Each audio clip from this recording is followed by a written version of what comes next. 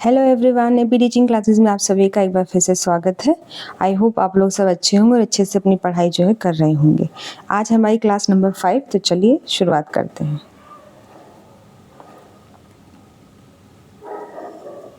आज का हमारा पहला क्वेश्चन है क्वेश्चन नंबर 1।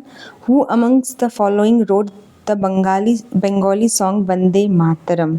ठीक है, तो यहाँ आपसे पूछा गया कि निम्नलिखित में से किसने बंगाली गीत वंदे मातरम लिखा है। आपके पास ऑप्शन है रविंद्रनाथ टैगोर, बाल गंगाधर तिलक, बंकिम चंद्र चटर्जी, सुभाष चंद्र बोस। देखिए, सुभाष चंद्र बोस ने तो ऐसा कोई गीत नहीं लिखा था, आप उन्हें हटा दीजिए। ठीक है, वो शामिल नहीं हो सकते हैं। बाल गंगाधर तिलक भी कोई जो है गीतकार वगैरह नहीं थे, वो एक क्रांतिकारी थे, तो आप उन्हें भी हटा सकते हैं।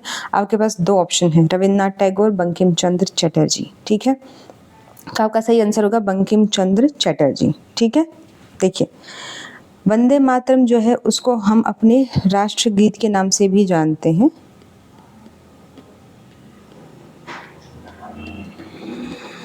ठीक है, और हमारा राष्ट्रीय गान वो रविंद्रनाथ टैगोर ने लिखा था। राष्ट्रीय गान यानी जन गण मन, वो हमें जो है रविंद्रनाथ टैगोर द्वारा जो है वो दिया गया था। ठीक है, तो ये डिस्टिंक्शन आपको सबसे पहले बहुत ज़्यादा क्लियर होना चाहिए कि राष्ट्रीय गान किसने लिखा है और राष्ट्रीय गीत किसने लिखा है, क्योंकि दोनों ही अलग अलग हैं। ठीक है, अब देखिए, जो हमारा राष्ट्रीय गीत था उसे हमने 1896 में कांग्रेस के अधिवेशन में जो है वो स्वीकार किया था, और जो हमारा राष्ट्रीय गान था उसे हमने 1911 के कलकत्ता अधिवेशन में जो है अपनाया था। ठीक है, ये दोनों पॉइंट याद रखिएगा। और हमने अपना राष्ट्रीय गान और राष्ट्रीय गीत दोनों को जो है 24 जनवरी 1950 को जो है स्वीकार कर लिया था।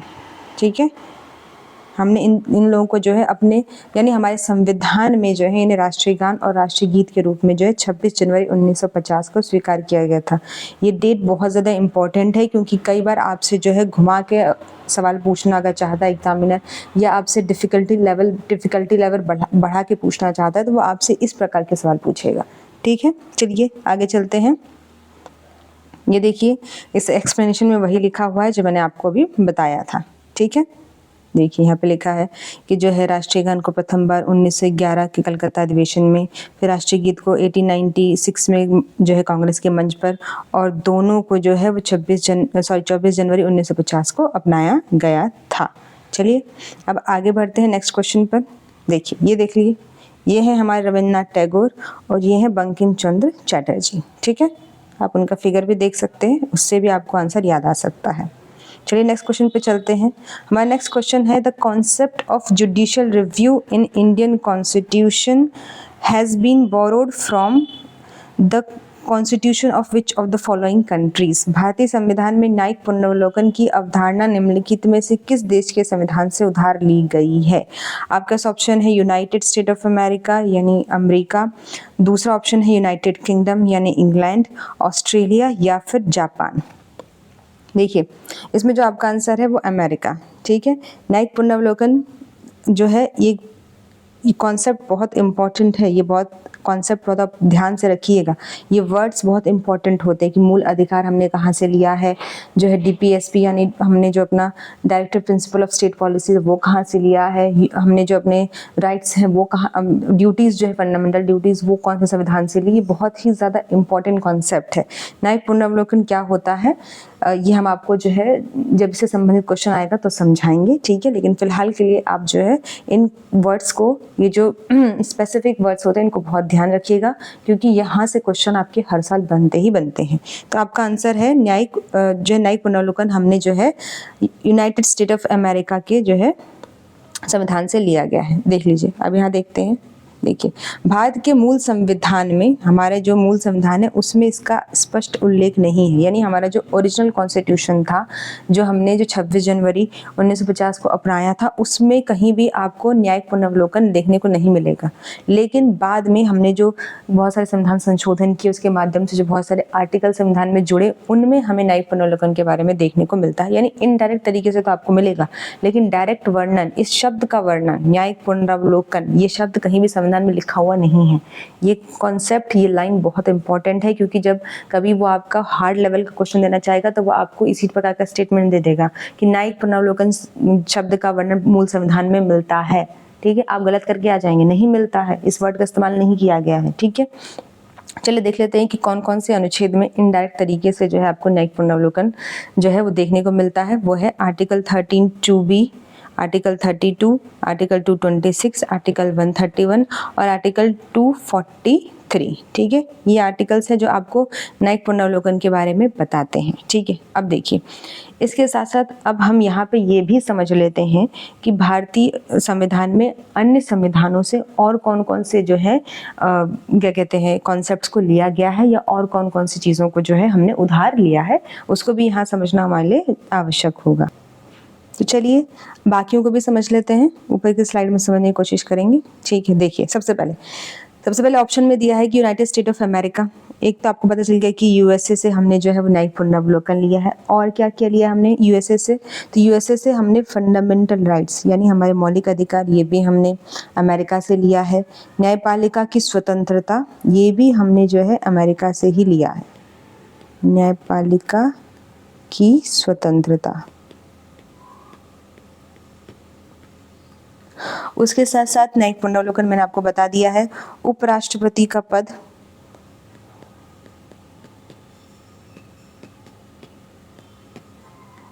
ये भी हमने यहीं से लिया है। उच्चतम न्यायालय और हमारा जो है सुप्रीम कोर्ट, दोनों में जो न्यायाधीश होते हैं उनको पद से हटाना,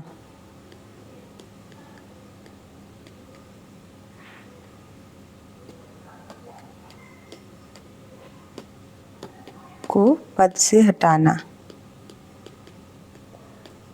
इसकी प्रक्रिया भी हमने अमेरिका से ली है। उसके साथ साथ राष्ट्रपति पर जो महाभियोग जो मैंने आपको पढ़ाया था कल के क्लास में, ठीक है, वो प्रक्रिया, ठीक है, वो भी जो है हमने अमेरिका से ही ली है। तो हमने अमेरिका से इतनी चीज़ें अमेरिका संविधान से जो है अमेरिकन कॉन्स्टिट्यूशन से बोरो की हैं। ठीक है, चलिए हम देख लेते हैं कि इंग्लैंड के संविधान से हमने क्या लिया है। ठीक है, इंग्लैंड के संविधान से हमने संसदीय व्यवस्था ली है, जो हमारे आजकल जो हमारा जो संविधान है वो संसदीय व्यवस्था पर ही आधारित है। उसके बाद विधि का शासन जो आर्टिकल 14 में आप पढ़ते हैं, वो हमने जो है इंग्लैंड से लिया है। उसके बाद एकल नागरिकता, आपको अच्छे से पता है कि भारत में एकल नागरिकता का कॉन्सेप्ट है।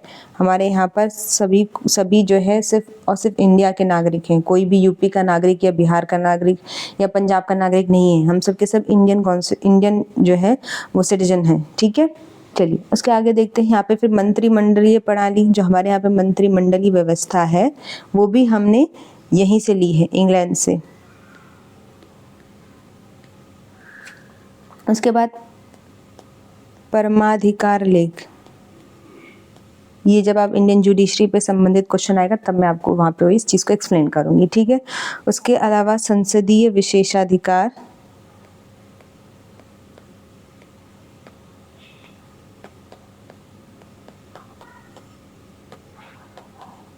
का कॉन्सेप्ट, और द्विसदनवाद यानी हमारे यहाँ पर लोकसभा और राज्यसभा, ठीक है, और स्टेट में जो है राज्य विधानसभा और राज्य विधान परिषद का ये जो कॉन्सेप्ट है ये हमने जो है इंग्लैंड से लिया है। ठीक है, आई होप आपको समझ में आ गया कि हमने यूनाइटेड किंगडम से क्या क्या लिया है। चलिए हम देख लेते हैं कि हमने ऑस्ट्रेलिया से क्या लिया है।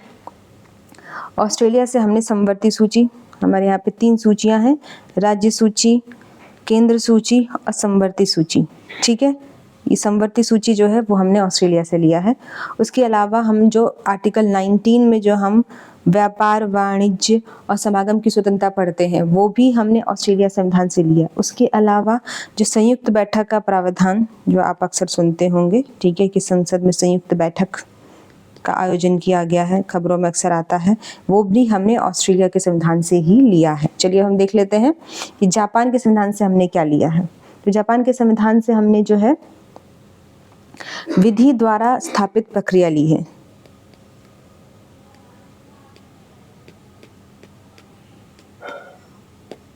विधि द्वारा स्थापित प्रक्रिया,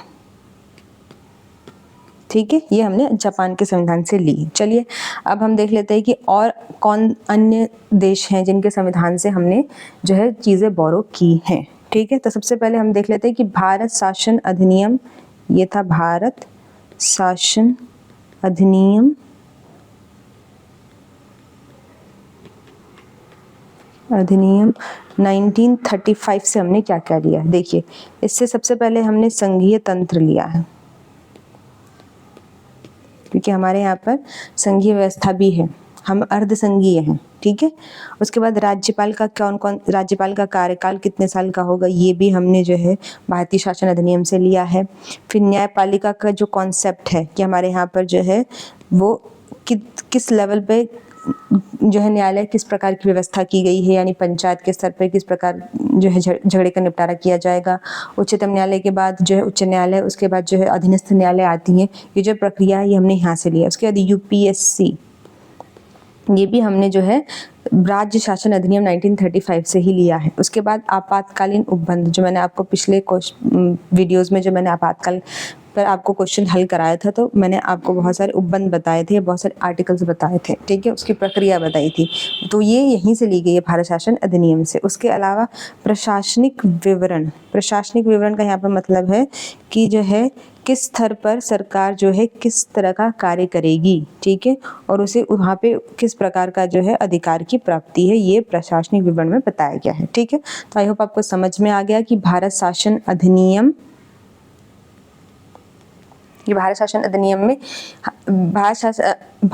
अधिनियम से हमने क्या क्या बोरो किया है। ठीक है, चलिए अब हम देखते हैं नेक्स्ट देश को। तब हम आते हैं कि आयरलैंड से हमने क्या क्या लिया है। देखिए, आयरलैंड से हमने डीपीएसपी यानी directive principle of state policy, जिसे हम राज्य के नीति निर्देशक तत्व भी कहते हैं, वो हमने लिए हैं। ठीक है, उसके अलावा राष्ट्रपति की जो निर्वाचन प्रक्रिया है, कि राष्ट्रपति किस प्रकार से भारत में जो है निर्वाचित होता है, डायरेक्ट होता है कि इनडायरेक्ट होता है, ये जो प्रक्रिया है पूरी, ये हमने आयरलैंड से ली है। उसके साथ साथ हमने राज्यसभा के लिए सदस्यों का नामांकन, ठीक है, यानी राज्यसभा के लिए सदस्यों का नामांकन।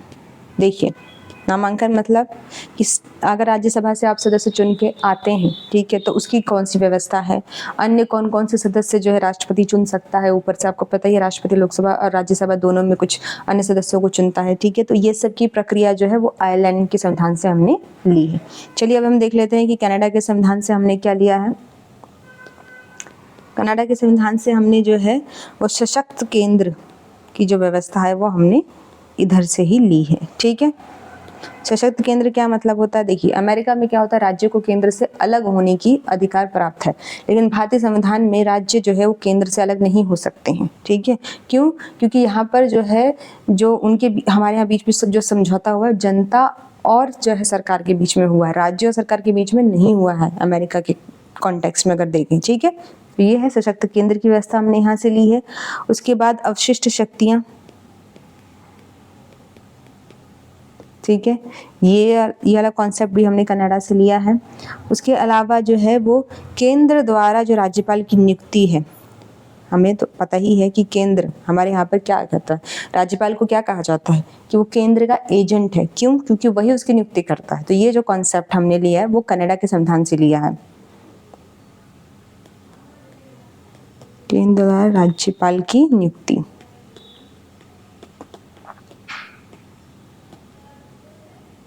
ठीक है। चलिए, उसके अलावा उच्चतम न्यायालय द्वारा जो परामर्श दिया जाता है वो भी हमने जो है वो कनाडा के संविधान से लिया है। ठीक है, चलिए अब हम देखते हैं नेक्स्ट कंट्री को देख लेते हैं। नेक्स्ट कंट्री आती है जर्मनी। ठीक है, तो जर्मनी के संविधान से हमने आपातकाल के समय मूल अधिकारों का स्थगन, जब मैंने आपको आपातकाल पे क्वेश्चन कराया था तो मैंने आपको उसमें एक आर्टिकल बताया था जिसमें आर्टिकल 9 जिसके अंतर्गत जो है फंडामेंटल राइट 19 और अन्य जो अधिकार हैं, ठीक है, जिसमें कि 20 और 21 को छोड़ करके सब निरस्त हो जाते हैं, या उनको कैसे निरस्त किया जाएगा, कब तक लागू रखा जाएगा, इन सब की व्यवस्था बताई गई थी। ठीक है, मैं आपको वो पढ़ा चुकी हूँ। तो अब आप समझ गए कि वो व्यवस्था हमने कहाँ से ली थी, वो हमने जर्मनी के संविधान से ली है। क्या लिया है हमने जर्मनी के संविधान से? आपातकाल के समय मूल अधिकारों का स्थगन। ठीक है, चलिए हम देख लेते हैं कि हमने रूस या यूएसएसआर के संविधान से क्या लिया है। तो हमने जो फंडामेंटल ड्यूटीज जो है वो हमने किससे ली है? यूएसएसआर लिख सकते हैं या फिर आप रूस कह लीजिए, वर्तमान समय में हम इसे रूस के नाम से जानते हैं। ठीक है, वो हमने लिया है। प्रस्तावना जो आप पढ़ते हैं, ठीक है, हम भारत के लोग, उसमें कुछ वर्ड्स आते हैं इंपॉर्टेंट, उसमें से न्याय शब्द जो है वो हमने जो न्याय शब्द है वो हमने रूस के संविधान से लिया है। ठीक है, चलिए अब हम देख लेते हैं कि हमने फ्रांस के संविधान से क्या लिया है। फ्रांस के संविधान से हमने जो है गणतंत्र जो शब्द है वो हमने फ्रांस के संविधान से लिया। हम पढ़ते हैं कि भारत जो है गणतांत्रिक राज्य है, तो जो गणतंत्र शब्द आप पढ़ रहे हैं वो कहाँ से लिया? हमने फ्रांस के संविधान से लिया। इसके अलावा अभी हमने ऊपर पढ़ा कि रूस के संविधान से हमने प्रस्तावना में न्याय शब्द को लिया है। वहीं प्रस्तावना में बाकी शब्द जैसे कि स्वतंत्रता हो गया, समानता हो गया या समता जिसे बोलते हैं, और बंधुत्व, वो हमने जो है वो फ्रांस के संविधान से लिए हैं। ठीक है, चलिए अब देख लेते हैं कि हमने दक्षिण अफ्रीका के संविधान से क्या लिया है। दक्षिण अफ्रीका के संविधान से हमने संविधान में संशोधन की जो प्रक्रिया है वो ली है।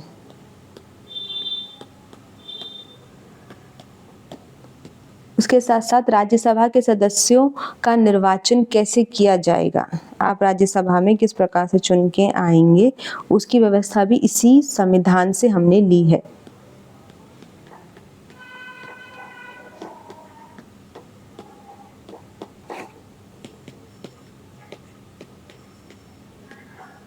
ठीक है, चलिए तो इस प्रकार मैंने आपको वो सभी संविधान बता दिए जहाँ से हमने कुछ कॉन्सेप्ट बोरो करके अपने संविधान का निर्माण किया है। ठीक है, चलिए तब हम आगे बढ़ते हैं।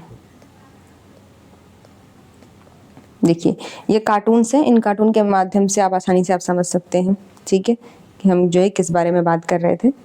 चलिए आगे बढ़ते हैं।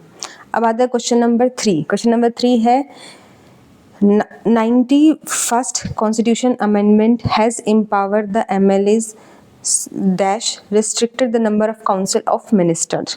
यानी ये आपसे ये पूछ रहा है कि 91वां जब संविधान संशोधन किया गया था तो उसके बाद जो है MLAs की संख्या यानी मंत्रियों की संख्या मंत्री परिषद में कितनी जो है वो प्रतिबंधित कर दी, यानी उनको कहाँ तक सीमित कर दिया, कितने % होने चाहिए वो। ठीक है, ये पूछ रहा है वो आपसे। आपका ऑप्शन है 20% होने चाहिए, 10% होने चाहिए, 18% होनी चाहिए या 15% होनी चाहिए। ठीक है, देखिए इसका आंसर होगा 15% होने चाहिए। ठीक है, देखिए सबसे पहले आप समझिए कि जो 91st कॉन्स्टिट्यूशन अमेंडमेंट था वो 2003 में हुआ था।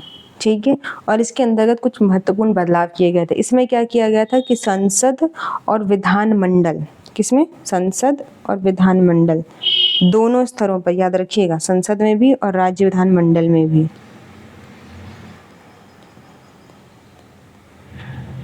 दोनों स्तरों पर जो है वो दोनों स्तरों पर जो है वो मंत्रियों की संख्या को जो है वो 15% तक, यानी टोटल का जो 15% तक जो है वो रख दिया गया था कि आप 15% से ज़्यादा मंत्रियों को नहीं रख सकते हैं। ठीक है, और राज्य के संदर्भ में अगर बात की जाए तो मुख्यमंत्री के साथ आप टोटल जो है 12 से ज़्यादा सदस्यों को, 12 से कम के नहीं ले सकते हैं। ठीक है, यानी मान लीजिए आपको कितने, अगर आपके पास सदस्य हैं, क्योंकि एक अगर पार्टी है तो उसमें तो बहुत सारे सदस्य होते हैं और सभी सदस्यों को तो आप मंत्री नहीं बना सकते हैं, ठीक है, क्योंकि अगर आप इस तरीके से अगर अधिकार दे दिया जाएगा तो फिर वो अपने सभी सदस्यों को मंत्री रख लेंगे, ठीक है। तो संसद क्या करती है, ठीक है, ताकि जो है सत्ता किसी एक व्यक्ति या एक पार्टी के हाथ में न चली जाए, तो इसलिए उसने उस नंबर को जो है वो बहुत रिस्ट्रिक्ट कर दिया है, सीमित कर दिया है कि इससे ज्यादा सदस्य आप नहीं रख सकते हैं और इससे कम नहीं रख सकते, यानी ज्यादा आप 15% सदस्य रख सकते हैं और 12 से कम संख्या नहीं होनी चाहिए, ठीक है। ये है ये बात जो है इस अमेंडमेंट में जो है वो कही गई है, ठीक है। चलिए हम इसका एक्सप्लेनेशन देख लेते हैं। देखिए यहाँ पे लिखा हुआ है साफ साफ कि जो है कुल सदस्यों की संख्या 15% से ज़्यादा नहीं होनी चाहिए जो मंत्रिपरिषद में सम्मिलित हो, और अगर बात जो है राज्य के संदर्भ में हो रही है, ठीक है, और अगर बात राज्य के संदर्भ में हो रही है तो मुख्यमंत्री सहित मंत्रियों की न्यूनतम संख्या 12 से कम नहीं होनी चाहिए, यानी आप 15% से ऊपर नहीं जा सकते हैं और 12 से कम नहीं आ सकते हैं, ठीक है। आई होप आपको ये बात समझ में आ गई होगी, ठीक है। चलिए अब नेक्स्ट क्वेश्चन पे चलते हैं। नेक्स्ट क्वेश्चन है question number 4, who ruled in Delhi during 1414 to 1421, यानी 1414 से 1421 के दौरान दिल्ली में किनके शासन किया या दिल्ली में किसने शासन किया, ठीक है। आपके पास ऑप्शन है फिरोज शाह तुगलक, गियाउद्दीन बलबन, खिज्र खां या बहलोल लोदी। आपके पास 4 ऑप्शन दिए हैं, आपको ये बताना है कि किसने किया है, ठीक है। देखिए इसमें आपका ऑप्शन है खिज्र खां, ठीक है। खिज्र खां जो थे उनको हम मानते हैं कि वो सैयद वंश के संस्थापक थे, वो सैयद वंश के संस्थापक थे। सैयद वंश का शासनकाल था 1414 से लेकर के 1451 तक, ठीक है। और सैयद वंश में 4 शासक रहे थे। पहले तो इनके संस्थापक ही आ जाएंगे खिज्र खां, ठीक है। उसके बाद आते हैं मुबारक शाह,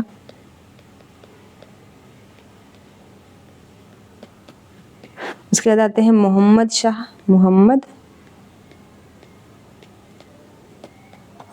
और उसके बाद आते हैं अलाउद्दीन हसन शाह। देखिए ये जो अंतिम शासक है अलाउद्दीन हसन शाह, इन्होंने ही आगे चल करके जो है लोदी वंश की स्थापना की थी, जिसका शासनकाल था 1451 से 1526 तक, ठीक है। तो अब आई होप मैंने आपको जो है ये पूरी चीज़ बता दी, ठीक है, कि कैसे जो है सैयद वंश आया, फिर सैयद वंश के बाद लोधी वंश की स्थापना किन्होंने की। अब इसमें एक एक्स्ट्रा नॉलेज के लिए आप ये बात जान लीजिए कि दिल्ली सल्तनत पे यानी दिल्ली में कौन कौन से राजवंश का शासन रहा है। तो दिल्ली में कुल 5 राजवंशों ने शासन किया, जिसमें सबसे पहले आते हैं मामलुक वंश, जिसे हम गुलाम वंश के नाम से भी जानते हैं। इनका शासनकाल रहा है 1206 से 1290 तक, ठीक है। फिर दूसरे नंबर पे आते हैं खिलजी वंश, खिलजी का शासनकाल रहा है 1290 से लेकर के 1320 तक। फिर आता है तुगलक वंश, जिनका शासन रहा है 1320 से 1444 तक, ठीक है। फिर आते हैं चौथे नंबर पर सैयद वंश, जो मैंने आपको अभी पढ़ाया, 1414 से लेकर के 1451 तक इनका शासनकाल रहा। उसके बाद आते हैं लोदी वंश, इनका शासनकाल 1451 से 1526 तक रहा है, ठीक है। तो इस तरीके से आप देख सकते हैं कि जो है दिल्ली सल्तनत पर 5 राजवंशों ने शासन किया, ठीक है। उनका कालक्रम भी मैंने आपको बता दिया है। आपके लिए सबसे इम्पोर्टेंट ये है कि आप इन 5 राजवंशों का एक तो नाम याद रखें, फिर इनके जितने भी फेमस जो है जैसे कि इल्तुतमिश हो गया, कुतुबुद्दीन ऐबक हो गया, रजिया सुल्तान हो गई, ठीक है, अलाउद्दीन खिलजी हो गया, ठीक है। तो ये सब जो शासक हैं, इन शासकों ने कौन कौन से काम किए, कि कौन कौन से स्थापत्य कला या फिर कौन सी पेंटिंग या कौन से युद्ध लड़े, कौन से युद्ध में विजय प्राप्त की, ये सब तथ्य आपको टिप्स पे याद होने चाहिए, क्योंकि ऐसे ही वो आगे चल के क्वेश्चन आपसे पूछ लेते हैं और वहाँ पे आप जो है वो गड़बड़ करके आते हैं और आपको क्वेश्चन जो है जो कि बहुत ईजी है आता हुआ गलत हो जाता है, ठीक है। तो चलिए अब हम आगे देख लेते हैं इसका एक्सप्लेनेशन। जो मैंने आपको बताया ये वही है, ठीक है। ये खिज्र खां की फोटो है, ठीक है। चलिए अब हम नेक्स्ट क्वेश्चन पे चलते हैं। ये इसका इंग्लिश में है एक्सप्लेनेशन, जो इंग्लिश के बच्चे हैं उसे यहाँ से पढ़ सकते हैं। चलिए नेक्स्ट क्वेश्चन है, निम्नलिखित में से कौन सा जोड़ा सही है? Spore formation, asexual reproduction, fermentation, sexual reproduction. बीजाणु निर्माण, अलैंगिक प्रजनन, विखंडन, लैंगिक प्रजनन। ठीक है, तो देखिए आपके पास ऑप्शन दिया है कि नाइदर नॉर, यानी दोनों में से कोई भी सही नहीं है, या सिर्फ दो सही है, या दोनों सही है, या केवल एक सही है। ठीक है, तो आपको बताना है। ठीक है, देखिए इसमें आपका आंसर होगा ओनली वन। ठीक है, सिर्फ जो स्टेटमेंट 1 है वही करेक्ट है, यानी ये स्टेटमेंट सही है, ये स्टेटमेंट गलत है। देखिए विखंडन की जो प्रक्रिया होती है वो लैंगिक प्रजनन में नहीं होती है, वो अलैंगिक प्रजनन का हिस्सा है। ठीक है, विखंडन लैंगिक प्रजनन में नहीं होता है। ठीक है, अब देखिए इससे पहले जो है हम आगे बढ़े तो हम एक कॉन्सेप्ट क्लियर कर लेते हैं कि लैंगिक प्रजनन क्या होता है और अलैंगिक प्रजनन क्या होता है। देखिए जो अलैंगिक प्रजनन होता है उसमें क्या होता है, आपको एकल जनक यानी एकल जनक, यानी आपको इसमें दो लोगों की आवश्यकता नहीं होती है। प्रजनन करने के लिए दो व्यक्तियों की जरूरत नहीं है, सिर्फ एक ही जो है वो प्रजनन कर लेता है। ठीक है, और वो क्या करता है, इसमें जाइगोट का भी निर्माण नहीं होता है। ठीक है, यानी एक ही व्यक्ति जो है, व्यक्ति के संदर्भ में आपको बता रही हूँ, आपको मैं इसका एग्जाम्पल भी आगे दूंगी तो आपको क्लियर हो जाएगा। पहले आप कॉन्सेप्ट को समझिए, यानी यहाँ पे एकल जनन से बनता है, यानी एक ही जो है यूनिट या एक ही चीज, या फिर आप एक व्यक्ति के कॉन्सेप्ट में समझना चाहें तो एक ही व्यक्ति जो इसमें इन्वॉल्व होता है। ठीक है, तो इसमें जाइगोट का निर्माण नहीं होता है क्योंकि एक ही इंसान इन्वॉल्व है। ठीक है, अब इस प्रक्रिया में क्या होता है कि जो जनक जीव होता है, ठीक है, वो या तो खुद आपस में दो जीवों में विभाजित हो जाएगा, यानी एक से दो हो जाएगा, बीच में उसका विभाजन हो जाएगा, या फिर उसमें से कोई एक हिस्सा अलग होकर के जो है वो अलग जो है वो जीव का निर्माण कर लेता है। ठीक है, अब ये काम जो है एक कोशिकीय जीवों में भी होता है और बहुकोशिकीय जीवों में भी होता है। जैसे एग्जाम्पल, ठीक है, अमीबा आपने पढ़ा होगा, आपको जो है वो लैब में जो है सब बताया गया होगा, जब स्कूल में लेबोरेटरी में जब आपको जो है एक नीचे टेलीस्कोप में दिखाया गया होगा। अमीबा क्या करता है, वो दो भागों में विभाजित हो जाता है। ठीक है, फिर वो आगे चल के अन्य भागों में विभाजित हो जाते हैं। उसी तरह आप बैक्टीरिया देखिए, वो भी मल्टीप्लाई हो जाते हैं।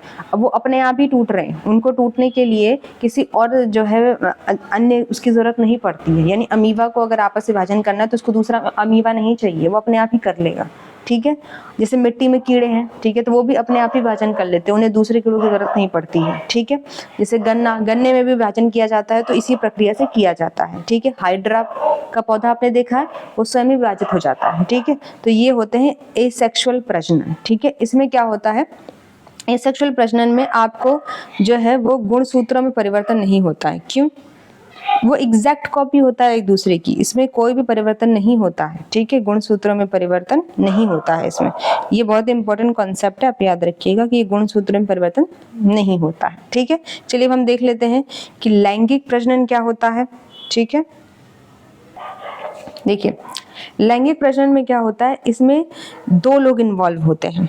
ठीक है, दो लोग, जैसे कि अगर आप एग्जाम्पल लें, ह्यूमंस का एग्जाम्पल लें, तो उसमें आपको मेल और फीमेल दो चाहिए। ठीक है, ये दो आपस में आएंगे, साथ में जो है वो लैंगिक प्रक्रिया करेंगे, उसके बाद जाइगोट का निर्माण होगा, उसके बाद एक बच्चा बनेगा, और जो बच्चा बनेगा उसमें गुणसूत्र जाएंगे, यानी वो आपकी एग्जैक्ट कॉपी नहीं होगा, उसमें कुछ परिवर्तन होगा, वो सेम आपके जैसा नहीं दिखेगा। ठीक है, उसमें कुछ ना कुछ डिफ्रेंशिएट होगा। वो हो सकता है कि आप लोगों का मिला जुला स्वरूप होगा, या आपके परिवार के किसी अन्य सदस्य की कुछ अन्य विशेषताएं उसमें चली जाएंगी। ठीक है, तो ये इस प्रकार से। ठीक है, तो चलिए अब हम आगे देखते हैं।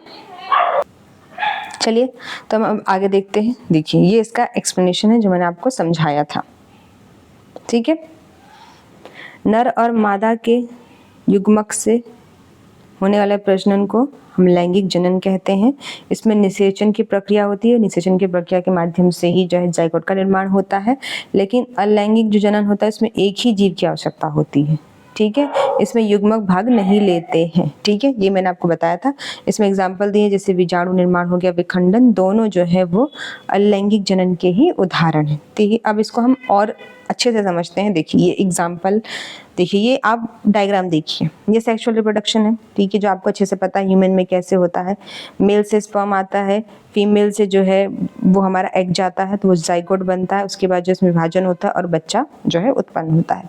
लेकिन अगर आप प्लांट्स में देखें तो प्लांट्स में देखिए ये एक हाइड्रा का पौधा है, ठीक है, उसके यहीं से एक निकलता है, वो आप बढ़ेगा बढ़ेगा बढ़ेगा, फिर वो उससे अलग हो जाता है, ठीक है। एक और स्लाइड में हम समझते हैं कि क्या जो है डिफरेंस होता है दोनों में। देखिए ये है असेक्सुअल रिप्रोडक्शन, ये है सेक्सुअल रिप्रोडक्शन। दोनों में ही पहले हम समझते हैं, देखिए इसमें एक ही पेरेंट चाहिए, इसमें 2 पेरेंट चाहिए होता है। ये बहुत ही जल्दी प्रक्रिया जल्दी समाप्त हो जाती है, इसमें टाइम लगता है, 9 मंथ्स में बच्चा आता है, ठीक है। अब इसमें देखिए एक से ज़्यादा ऑफस्प्रिंग पैदा हो सकते हैं, इसमें कुछ ही होते हैं, 1 होगा, 2 होगा, 3 होगा, 4 होगा, ठीक है। देखिए अब इसमें लो जेनेटिक वेरिएशन होता है, मैंने आपको क्या बताया था, गुणसूत्र में परिवर्तन इसमें बहुत ही कम होता है, बहुत निम्न मात्रा में होता है। यहाँ पे गुणसूत्र में परिवर्तन बहुत तेजी से होता है, क्यों? क्योंकि बच्चा है, हो सकता है कभी आपकी तरह दिखेगा, कभी अपनी मम्मी की तरह दिखेगा, ठीक है, ये सब। इसमें मिटोसिस की प्रक्रिया होती है, इसमें मियोसिस की प्रक्रिया होती है। अब देखिए दोनों में कॉमन क्या चीज़ है कि एक नया ऑफस्प्रिंग यानी एक नया जीव या फिर एक नया बच्चा पैदा जरूर होता है। दूसरा, जेनेटिक मटेरियल पास डाउन होता है, यानी आपके अंदर जो गुण हैं, ठीक है, वो आपसे पास होकर के आपके बच्चे में जाते हैं। वही वैसे ही अमीबा विभाजन होगा तो अमीबा में जो गुण रहे होंगे वो उसके जो नया अमीबा उससे बना उसमें चले जाएंगे, ठीक है। तो आई होप आपको जो है ये कॉन्सेप्ट जो है वो अब क्लियर हो गया होगा, ठीक है। चलिए अब हम आते हैं क्वेश्चन नंबर 6 पे। क्वेश्चन नंबर 6 है, लोसांग या नामसांग जो है डैश का नया साल है जो फसल के मौसम के अंत का प्रतीक है। आपके पास ऑप्शन है मणिपुर में, सिक्किम में, असम में, उड़ीसा में। यानी ये त्यौहार कहाँ मनाया जाता है, ठीक है। तो इसका ऑप्शन है सिक्किम में ये त्यौहार मनाया जाता है। कहाँ मनाया जाता है ये त्यौहार? ये त्यौहार जो है सिक्किम में मनाया जाता है। चलिए इसका एक्सप्लेनेशन देख लेते हैं। देखिए ये त्यौहार जो है सिक्किम के लोगों द्वारा मनाया जाता है, न्यू ईयर पे मनाया जाता है, और प्रत्येक वर्ष दिसंबर के महीने में जब फसल कटती है, ठीक है, तो उसके उत्सव में ये लोग मनाते हैं। और कौन सी जनजाति से संबंधित है? भूटिया जनजाति। देखिए ये जनजाति बहुत इंपॉर्टेंट है, यहाँ पे आप स्टार कर लीजिए, ठीक है। भूटिया जनजाति के लोग इस त्यौहार को मनाते हैं, ठीक है। अब अन्य त्यौहार अगर आप देखना चाहिए कि मणिपुर के त्यौहार क्या हैं, तो मणिपुर के त्यौहार हैं कांग चिंगबा, ठीक है, जिसे हम रथ यात्रा भी कहते हैं, और अन्य त्यौहार भी आप देख सकते हैं। इसी तरह आप असम के भी अन्य त्यौहार देख सकते हैं और उड़ीसा के भी अन्य त्यौहार आप देख सकते हैं। यहाँ से आप इसको आसानी से पढ़ सकते हैं, ठीक है। चलिए आगे बढ़ते हैं। ये देखिए आप फोटो में देखिए, इसको बोलते हैं, ये आपने बहुत सारी जो पिक्चर्स आती हैं उनमें कहीं ना कहीं आपने इन्हें देखा ही होगा, चाहे आप चाइनीज़ मूवीज़ में भी अक्सर इनको देखते हैं, ठीक है। और कई बार जो मूवीज़ बनाई जाती है तो उनमें इन दृश्यों को जरूर फिल्माया जाता है, ठीक है, ठीक है। तो ये सीन आपने कहीं ना किसी मूवी में ज़रूर देखे होंगे। चलिए अब आगे बढ़ते हैं। अब आता है क्वेश्चन नंबर 7। क्वेश्चन नंबर 7 है, विच of the following is correct? Weight of a body is the product of its mass and the gravitational acceleration. Weight of a body is constant at all places on earth. ठीक है, निम्नलिखित में से कौन सा कथन सही है? पिंड का भार उसके द्रव्यमान और गुरुत्वाकर्षण त्वरण का गुणांकफल होता है। पिंड का भार पृथ्वी पर नियत होता है, पूरी पृथ्वी पर नियत होता है। आपके पास ऑप्शन है दोनों सही है या सिर्फ सेकंड सही है, ओनली वन, या दोनों गलत हैं, ठीक है। देखिए ये जो क्वेश्चन है इसमें आपका ऑप्शन 1 सही है लेकिन ऑप्शन 2 गलत है, ठीक है। यानी आपका सही आंसर होगा सी। देखिए पहली बात, ऑप्शन 2 किस लिए गलत है? इसमें कहा गया है कि weight of a body is constant at all places on earth, यानी जो पिंड का भार है वो पृथ्वी पर हर जगह नियत है। पिंड मतलब आप मान लीजिए अपने आप को एग्जांपल ले लीजिए, ठीक है। ये कह रहा है कि आपका जो वेट है वो पृथ्वी पर हर जगह बराबर है, चाहे आप कहीं भी चली जाइए। देखिए ये बात गलत है, पृथ्वी पर हर जगह जो है व्यक्ति का वेट जो है बराबर नहीं होता है।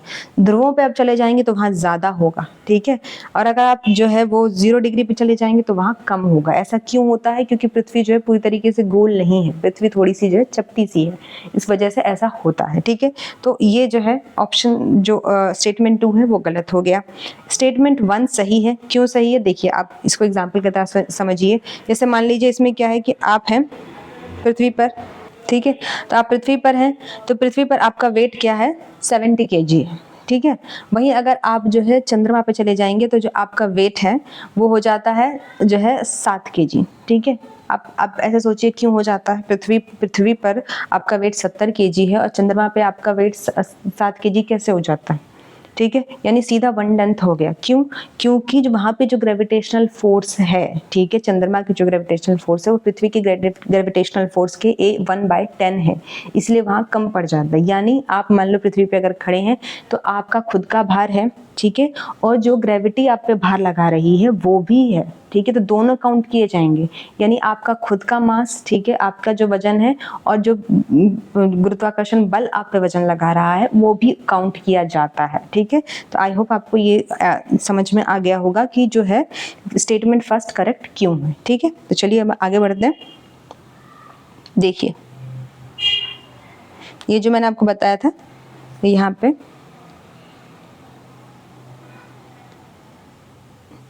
इसी वजह से आपका स्टेटमेंट सेकंड जो है वो रॉन्ग है, ठीक है। चलिए अब आगे बढ़ते हैं। Question number 8। क्वेश्चन नंबर 8 बोल रहा है कि which of the following statement regarding the Brahmin varna is or slash are correct. It was the first varna, they were expected to study Veda, performed sacrifices and received gifts, ठीक है।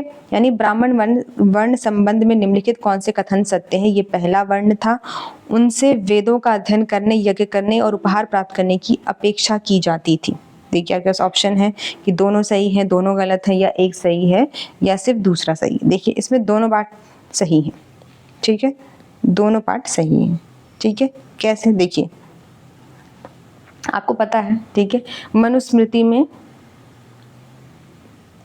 4 प्रकार के वर्ण जो है, मनुस्मृति में जो है 4 प्रकार के हमें वर्णों के बारे में जानकारी मिलती है, ठीक है।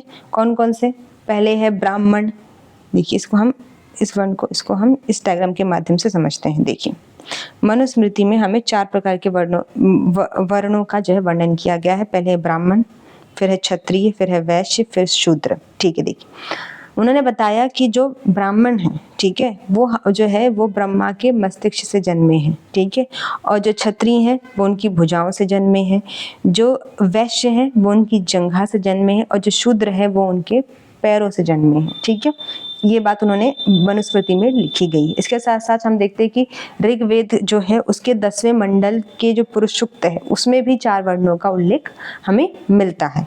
लेकिन ऋग्वेद में अगर हम पढ़े तो सामान्य तौर पर हमें 2 ही वर्ण बताए गए हैं, आर्य वर्ण है और एक दास वर्ण है, ठीक है।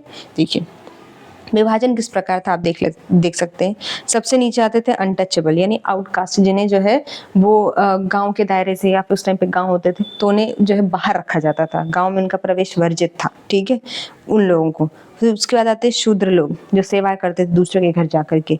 फिर मर्चेंट्स आते हैं यानी वैश्य जो व्यापारी वगैरह होते थे। फिर क्षत्रिय जो राजा होते थे, युद्ध लड़ते थे, उन लोगों को रखा जाता था। फिर ब्राह्मण जो पूजा पाठ करते थे, और सबसे ऊपर आते थे भगवान, ठीक है। तो ये विभाजन जो है वो जो है किया गया था, ठीक है। उसे संबंधित क्वेश्चन पूछा गया। देखिए यहाँ पे वही बात लिखी है जो मैंने आपको बताई है। प्रारंभ में समाज में 2 ही वर्ण थे, आर्य वर्ण और दास वर्ण। बाद में कालांतर में जो है विभेद हो गया था, और ऋग्वेद के 10वें मंडल के पुरुषोक्त में चतुर्वर्णों का वर्णन मिलता है, ठीक है। आई होप आपको इस बात जो है समझ में आ गई होगी। चलिए नेक्स्ट क्वेश्चन पे चलते हैं। Dash is a metamorphic rock, या डैश एक रूपांतरिक चट्टान है। आपके पास ऑप्शन है स्लेट, ग्रेनाइट जो है बलुआ पत्थर, या बेसाल्ट, ठीक है। आपसे पूछा है कि रूपांतरित चट्टानों का उदाहरण बताइए, ठीक है। आपको तो अच्छे से पता ही होगा कि हमारे यहाँ पे 3 प्रकार की चट्टानें पाई जाती हैं, ठीक है, आग्नेय शैलें, अवसादीय शैलें और रूपांतरित शैलें, ठीक है। चलिए आप बताइए कि इसमें कौन सा आंसर सही है। इसमें आंसर है ए, स्लेट सही आंसर है, ठीक है। देखिए अब इससे पहले हम आगे बढ़े, हम पहले समझ लेते हैं कि रूपांतरित चट्टानें होती क्या हैं। देखिए चट्टानें जो होती हैं रॉक्स, उनको हम 3 भागों में विभाजित करते हैं। अवसादी चट्टानें, आग्नेय चट्टानें, फिर आती है अवसादी चट्टानें, फिर आती हैं रूपांतरित चट्टानें, ठीक है। आग्नेय चट्टान देखिए वो चट्टानें होती है जो जो ज्वालामुखी उद्गार के बाद जो लावा निकल के धरती पर आता है और वहाँ ठंडा हो जाता है, तो वो जो मतलब लावा निकला, मान लीजिए ज्वालामुखी उद्गार हुआ, लावा निकला, ऊपर आया पृथ्वी की सतह पर और वो ठंडा हो गया, तो ये जो चट्टानें हैं उनको आप कहेंगे आग्नेय चट्टानें।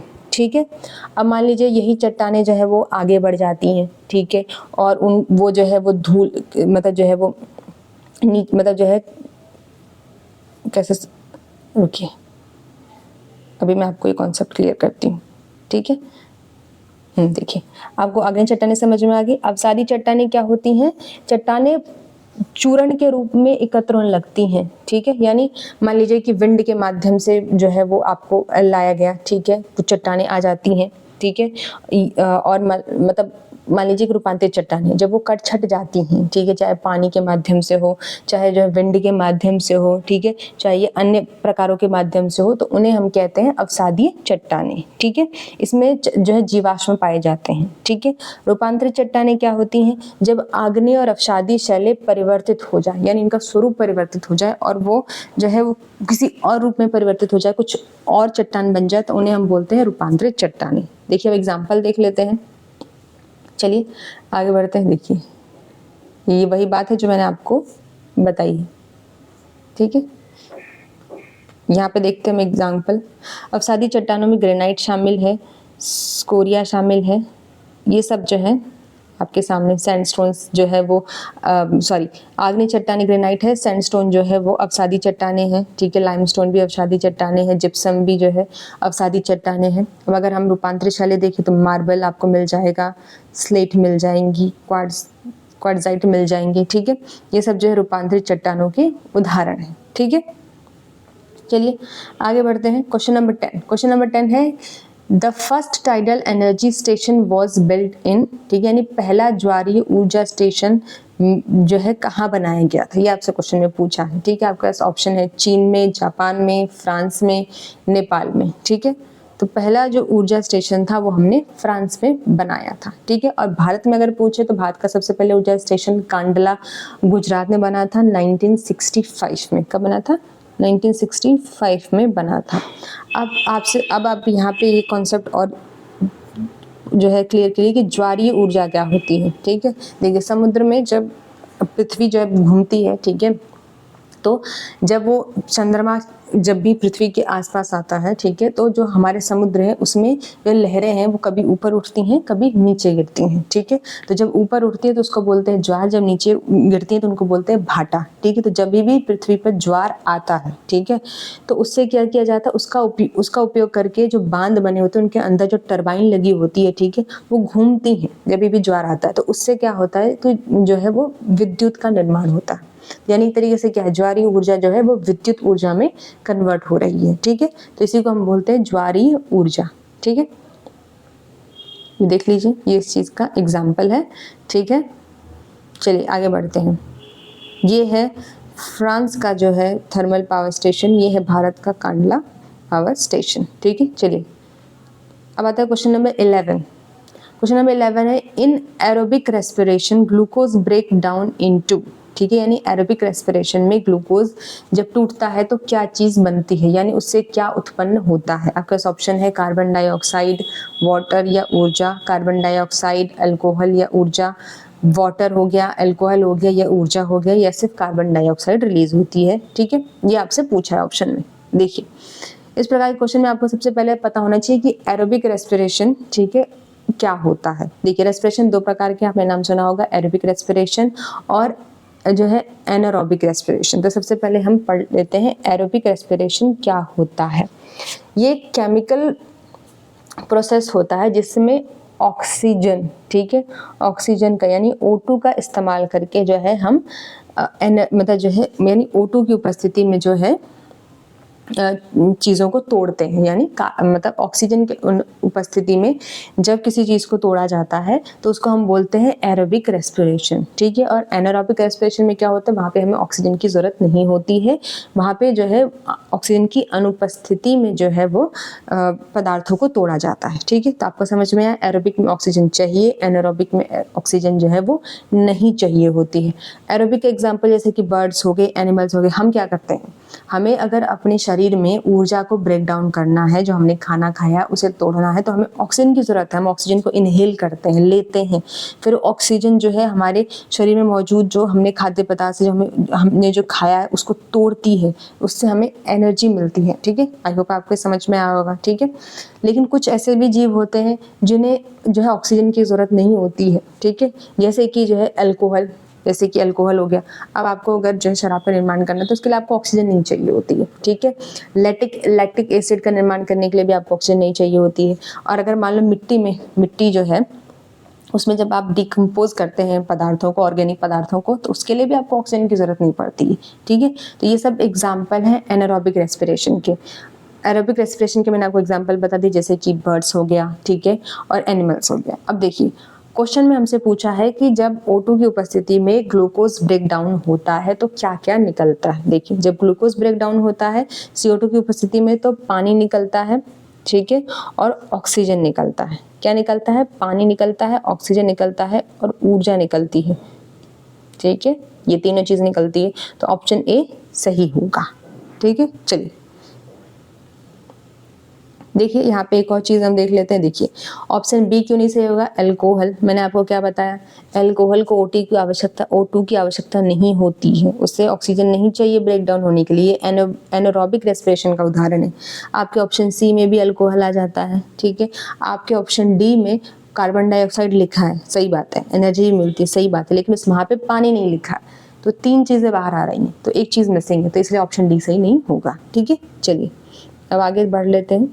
ठीक है, ये देखिए ये वहीं पर है, यहाँ पे ये बात बताई गई है कि जब ब्रेक डाउन होता है ग्लूकोज का तो उसमें जो एनर्जी रिलीज होती है, ठीक है, मुक्त होती है एनर्जी, वो ATP के फॉर्म में होती है, टोटल 38 ATP। देखिए ये जो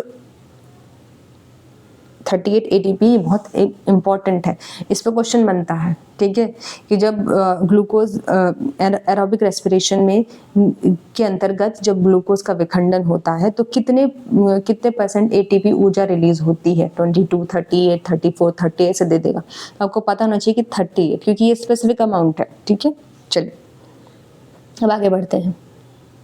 ये इसका हिंदी में इंग्लिश में एक्सप्लेनेशन है। ये देखिए अब इसको भी हम यहाँ समझ लेते हैं। देखिए एनारोबिक और एरोबिक, ठीक है, जो एनारोबिक होता है उसमें सिर्फ ग्लूकोज निकलेगा, जो एरोबिक होता है इसमें ग्लूकोज और ऑक्सीजन दोनों होता है। ये इनकम्प्लीट होता है, यानी पूरा प्रोसेस नहीं हो पाता, ये कंप्लीट होता है। इसमें थोड़ी सी एनर्जी मिलती है, इसमें ज़्यादा एनर्जी मिलती है। ठीक है, ये क्या होता है? एनिमल्स में अगर देखो तो लैक्टिक एसिड मैंने आपको बताया था, उसका निर्माण होता है, या फिर एथेनॉल, ठीक है, या CO2 मिलेगा। इसमें आपको CO2 भी मिलेगा और वाटर भी मिलेगा। ठीक है, ये प्रक्रिया कहाँ होती है? एनारोबिक में साइटोप्लाज्म में होती है। ठीक है, एरोबिक में ये साइटोप्लाज्म और माइटोकॉन्ड्रिया दोनों में होती है। इसमें क्या होता है? ग्लाइकोसिस प्रक्रिया होती है और फर्मेंटेशन, मैंने अल्कोहल का बताया था आपको फर्मेंटेशन। ठीक है, फिर मैंने आपको डिकम्पोजिशन भी बताया था। ये सब प्रक्रिया जो है एनारोबिक में होती है। एरोबिक में ग्लाइकोसिस होता है, लिंक रिएक्शन होता है, कार्ब साइकिल 38 ATP वाली जो ऊर्जा है ना, उसी को हम कार्ब साइकिल भी कहते हैं। ठीक है, फिर इलेक्ट्रॉन ट्रांसपोर्ट चेन भी जो है, ये सब इसके एग्जाम्पल है एरोबिक रेस्पिरेशन के। अगर ये कीवर्ड्स आपको कहीं दिखें, ठीक है, ये बहुत इंपॉर्टेंट है कि किनके एग्जाम्पल हैं, तो आपको पता होना चाहिए कि एरोबिक जो है एरोबिक रेस्पिरेशन में ये सब सारी प्रक्रियाएं होती हैं। ठीक है, चलिए ये उसी चीज़ को जो है उन्होंने बेहतर तरीके से समझाया है। चलिए अब नेक्स्ट क्वेश्चन देखते हैं। Question number 12। क्वेश्चन नंबर 12 हमसे पूछा है कि which of the following statement is not true regarding revenue budget. ठीक है, यानी राजस्व बजट के संबंध में निम्नलिखित में से कौन सा कथन सत्य नहीं है। स्टेटमेंट 1 है कि revenue budget shows the current receipts of government and the expenditure that can be met from these receipts, यानी राजस्व बजट सरकार की वर्तमान रसीदों और इन रसीदों से किए जाने वाले व्यय को दर्शाता है। ऑप्शन स्टेटमेंट 2 है revenue receipts are the receipts of government which are non redeemable. ठीक है, यानी राजस्व प्राप्तियां सरकार की प्राप्तियां हैं जो प्रतिदेय नहीं है। ठीक है, आपका ऑप्शन है दोनों गलत है, या सिर्फ 2 सही है, या सिर्फ 1 सही, या दोनों सही है। ठीक है, तो आपको ये बताना है। देखिए इसमें क्या है? ऑप्शन ए है, यानी दोनों ही स्टेटमेंट गलत। कैसे? देखिए इसको समझने के लिए आप समझिए, बजट होता है, ठीक है, ये बजट है मान लीजिए, ठीक है, इसमें 2 चीज़ें होती हैं, एक तरफ कुल प्राप्तियां होती हैं, कुल प्राप्ति, और एक तरफ होता है कुल व्यय या फिर खर्च कह लीजिए। ठीक है, प्राप्तियों में भी दो प्रकार की प्राप्तियां होती हैं, राजस्व प्राप्ति, जिसको कि आपसे क्वेश्चन में पूछा गया है, फिर एक होती है पूंजीगत प्राप्ति। देखिए, राजस्व प्राप्ति वो होती है जहाँ पर सरकार को कर या गैर कर स्रोतों से जो है राजस्व मिलता है। ठीक है, यानी इसमें सरकार की कोई जो है देता नहीं, यानी इस ये जो आपको राजस्व प्राप्ति में जो आपको चीजें मिल रही हैं, जो अमाउंट आपको आ रहा है, वो सरकार का अपना खुद का अमाउंट है। इसमें सरकार को कोई चीज किसी को देनी है, चुकानी, या फिर जो है ब्याज चुकाना हो गया, ये सब नहीं करना है। ठीक है, यानी टोटल फायदा है। ठीक है, पूंजीगत प्राप्तियां क्या होती हैं? सरकार की वो प्राप्तियां होती हैं जिसमें सरकार की देयता बढ़ती है। पूंजीगत प्राप्तियों में सरकार को लाभ तो होता है, लेकिन वो लाभ जो है वो पूर्ण तरीके से नहीं होता है। इसमें वो व्यय शामिल होते हैं जो सरकार को उसमें कुछ निवेश करना हो तो उसमें पैसा चला जाता है, या सरकार ने किसी से उधार ले रखा हो तो उसे वापस करना है तो उसमें वो सब पैसे चले जाते हैं। तो आई होप आपको पता चला कि राजस्व प्राप्तियां क्या होती हैं और पूंजीगत प्राप्तियां क्या होती हैं। देखिए, राजस्व प्राप्तियों के हम और विभाजन पढ़ लेते हैं। राजस्व प्राप्तियों के दो विभाजन हैं। राजस्व प्राप्तियों में एक आता है कर राजस्व और एक आता है गैर कर राजस्व।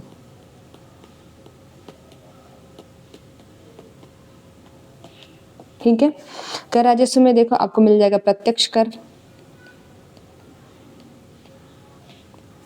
और एक होता है अप्रत्यक्ष कर, यानी इनडायरेक्ट टैक्स।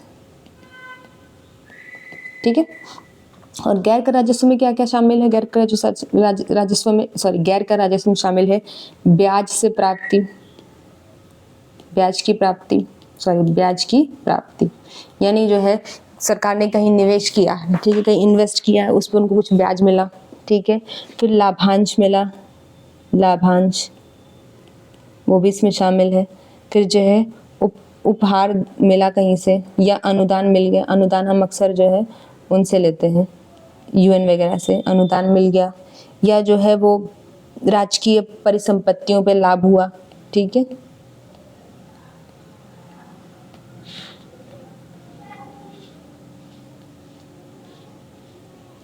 ये सब इसमें शामिल होता है। ठीक है, तो आई होप आपको ये कॉन्सेप्ट क्लियर हो गया होगा कि जो है राजस्व बजट, ठीक है, में कौन कौन से कॉन्सेप्ट शामिल होते हैं। तो देखिए, अब आप यहाँ से हम पढ़ते हैं कि ये जो है कौन से कथन सत्य नहीं है। तो आपसे पूछा गया है कौन सा कथन सत्य नहीं है, यानी आपसे रॉन्ग पूछा गया, रॉन्ग स्टेटमेंट पूछा गया है। ठीक है, तो ये दोनों स्टेटमेंट सही हैं। ठीक है, तो इसके लिए इसलिए आपका आंसर जो होता है वो नाइदर फर्स्ट नॉर सेकंड जो है वो टिक हो गया, यानी दोनों स्टेटमेंट सही हैं। ठीक है, और आपसे गलत स्टेटमेंट पूछा गया है। ठीक है, चलिए ये देखिए, ये वही बात है जो मैंने आपको अभी समझाई है। ठीक है, चलिए, तो आज की क्लास इसी के साथ हमारी आज की क्लास समाप्त होती है। हम आपसे कल फिर मिलेंगे नेक्स्ट क्लास के साथ। तब तक आप अपना ख्याल रखिएगा। Thank you.